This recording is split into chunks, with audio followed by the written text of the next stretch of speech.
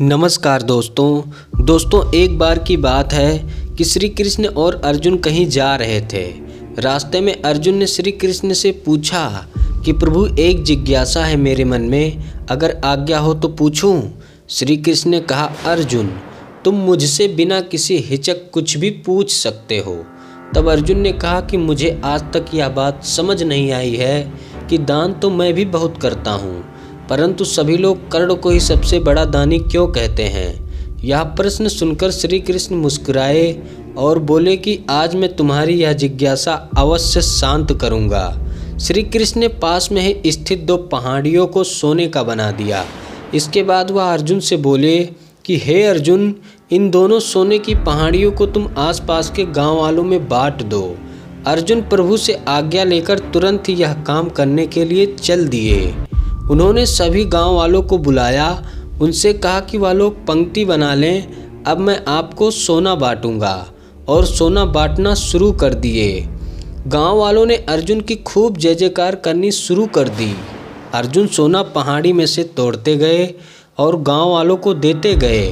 लगातार 2 दिन और 2 रातों तक अर्जुन सोना बांटते रहे। उनमें अब तक अहंकार आ चुका था। गांव के लोग वापस आकर दोबारा से लाइन में लगने लगे थे। इतने समय पश्चात अर्जुन काफ़ी थक चुके थे।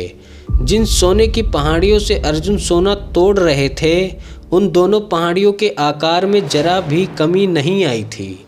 उन्होंने श्री कृष्ण जी से कहा कि अब मुझसे यह काम और ना हो सकेगा, मुझे थोड़ा विश्राम चाहिए। प्रभु ने कहा कि ठीक है, तुम अब विश्राम करो, और उन्होंने कर्ण को बुला लिया।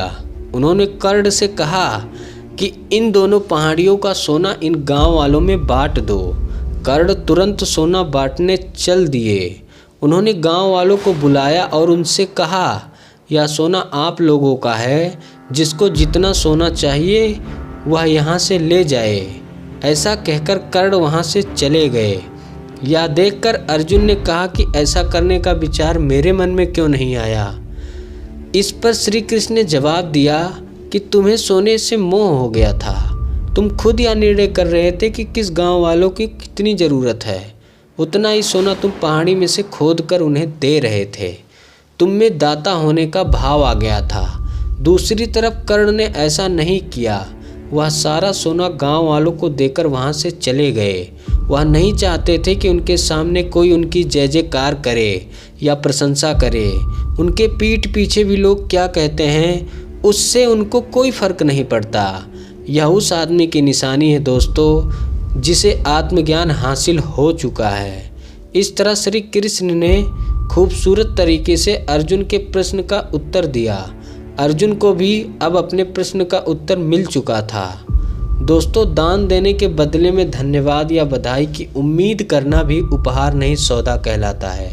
यदि हम किसी को कुछ दान या सहयोग करना चाहते हैं तो हमें बिना किसी उम्मीद या आशा के करना चाहिए, ताकि यह हमारा सत्कर्म हो, ना कि हमारा अहंकार।